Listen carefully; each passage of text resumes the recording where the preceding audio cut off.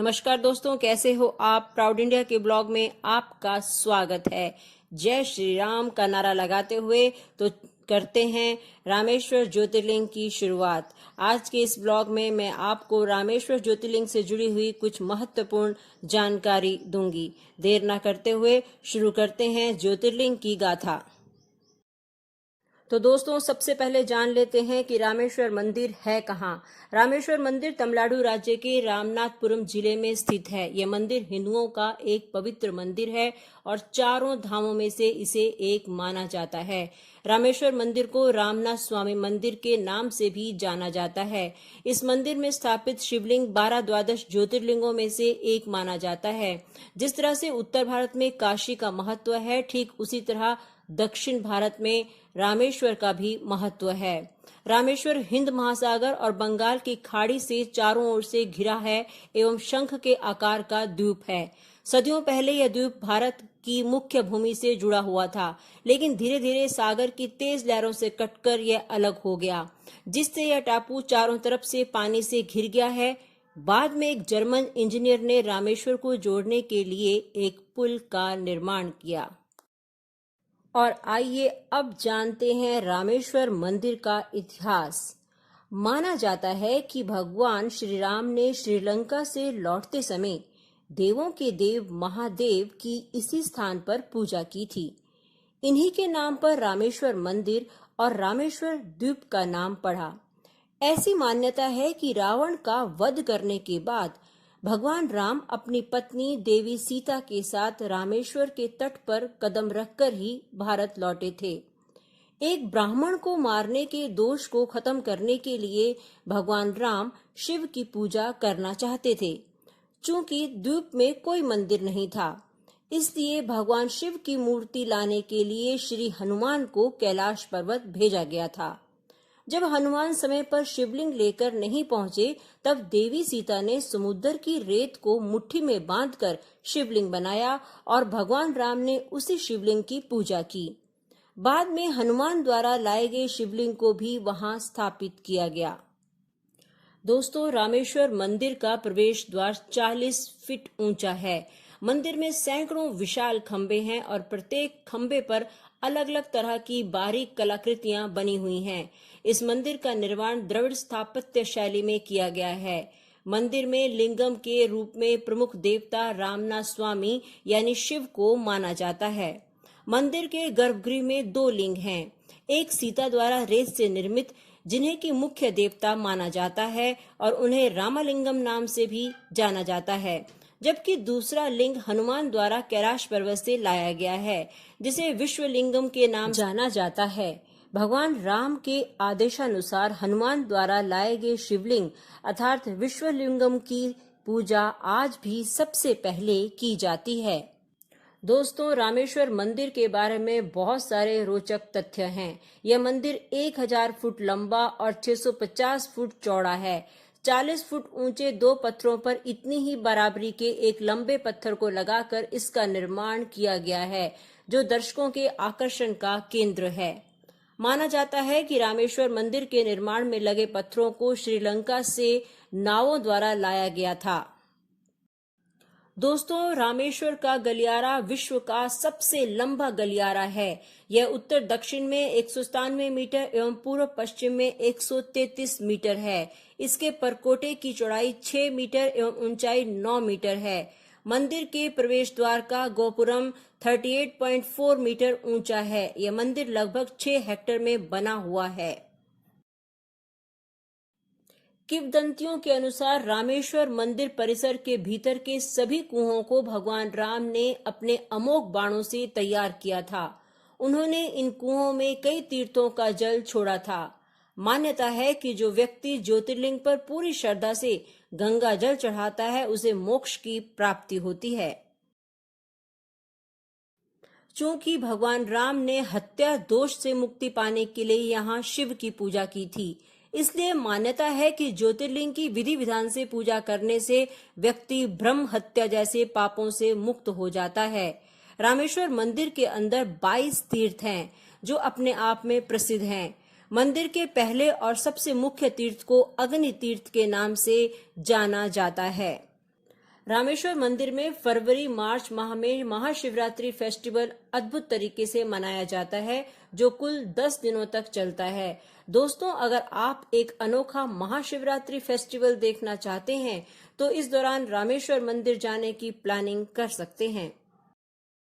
इसके अलावा आप मई जून के महीने में इस मंदिर में वसंत उत्सव नामक फेस्टिवल भी देख सकते हैं, जो 10 दिनों तक चलता है और वैशाख को खत्म होता है।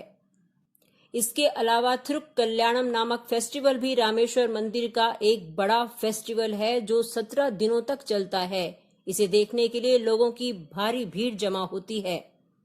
तो दोस्तों, अब आपको रामेश्वर मंदिर में पूजा के समय की भी जानकारी होना बहुत जरूरी है। तो चलिए, अब मैं आपको पूजा के समय की जानकारी देती हूँ। रामेश्वर मंदिर को सुबह 5 बजे श्रद्धालुओं के लिए खोल दिया जाता है। श्रद्धालु पहले पहर में सुबह 5 बजे से लेकर दोपहर 1 बजे तक दर्शन पूजन कर सकते हैं। ठीक 1 बजे मंदिर को बंद कर दिया जाता है। इसके बाद दूसरे पहर में शाम 3 बजे मंदिर दोबारा खोला जाता है। इस पहर में शाम 3 बजे से रात के 9 बजे तक दर्शन किए जा सकते हैं। आपको बता दें कि रामेश्वर मंदिर में होने वाली प्रत्येक पूजा का अलग अलग नाम है और ये पूजा अलग अलग समय पर होती है। इस पूजा का विशेष महत्व होता है, इसलिए रामेश्वर मंदिर जाने वालों को इनमें जरूर शामिल होना चाहिए। तड़के सुबह 5 बजे मंदिर खुलने के बाद सबसे पहले पल्ली याराई दीप आराधना पूजा होती है। सुबह 5:10 पर स्पादिका लिंगा दीप आराधना होती है। सुबह 5:45 पर तिरुवनंथाल दीप आराधना होती है। सुबह 7 बजे विला पूजा, सुबह 10 बजे काला संथी पूजा, दोपहर 12 बजे उच्चिकला पूजा और शाम को होने वाली पूजा इस प्रकार है। तो शाम 6 बजे स्यारात्वा पूजा, रात 8:30 बजे अर्थजामा पूजा होती है। इसके अलावा रात 8:45 पर पल्ली याराई पूजा होती है। इसके अलावा मैं आपको एक खास जानकारी ये देती हूँ कि मंदिर में नगद सोने और चांदी के आभूषण चढ़ाने के लिए अनुमति लेनी पड़ती है।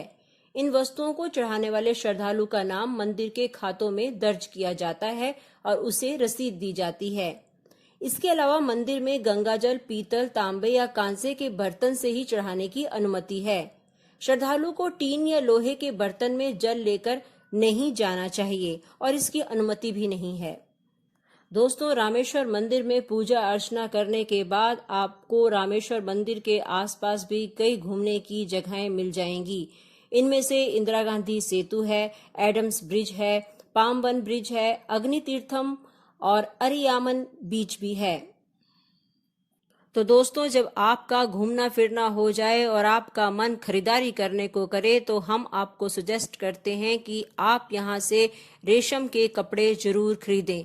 रेशम यहाँ की एक खास विशेषता है। शहर के केंद्र में आप कई दुकानें पा सकते हैं जहाँ रेशम से सिले हुए वस्त्र और बिना सिले हुए कपड़े दोनों आपको मिलेंगे।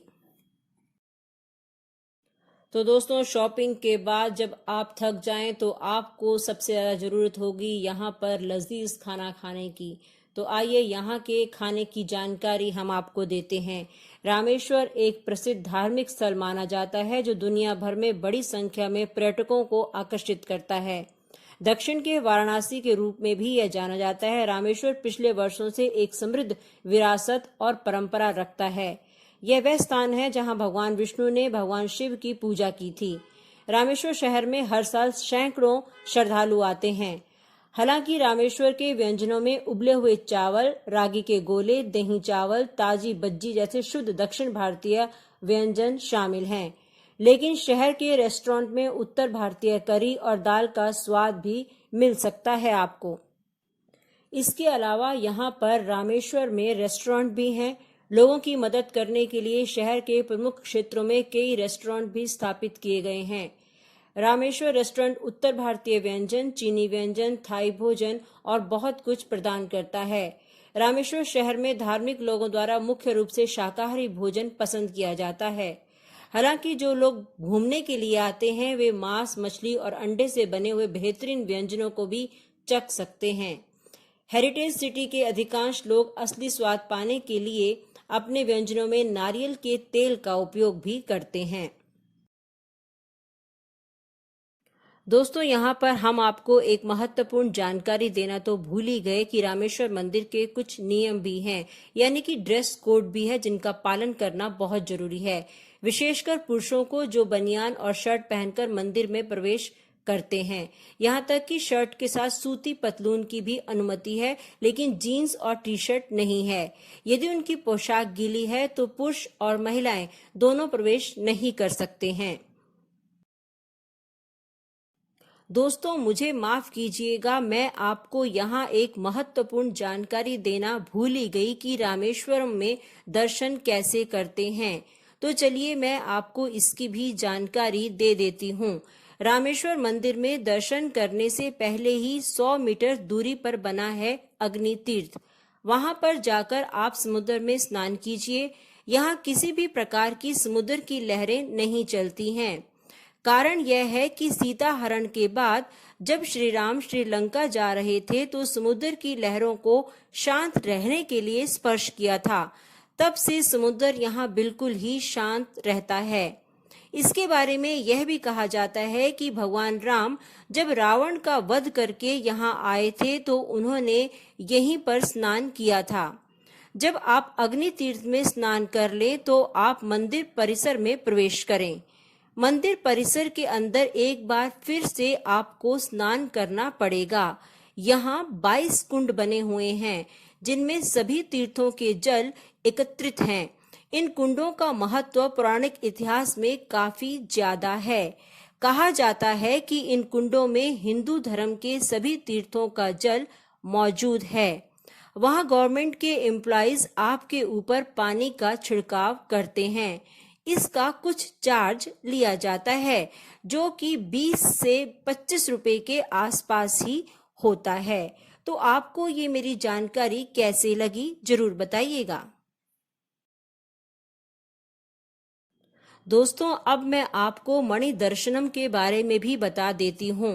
रामेश्वर मंदिर में एक आध्यात्मिक तथा अद्भुत मणि है। कहा जाता है यह मणि शेषनाग की ही मणि है। वे शेषनाग जिस पर भगवान विष्णु विराजमान रहते हैं। इस मणि के दर्शन रोज सुबह होते हैं जिसका समय 4 से 5 बजे तक होता है, जिसे मणि दर्शनम कहा जाता है। तो चलिए दोस्तों, अब आप मुझे इजाजत दीजिए। आपको रामेश्वरम मंदिर से जुड़ी हुई जानकारी कैसे लगी? अगर आपको मेरा ये ब्लॉग और जानकारी अच्छी लगी है तो लाइक और शेयर जरूर कीजिएगा। और मैं फिर हाजिर होंगी एक नए ब्लॉग के साथ, एक नए ज्योतिर्लिंग के साथ। तब तक के लिए आप मुझे इजाजत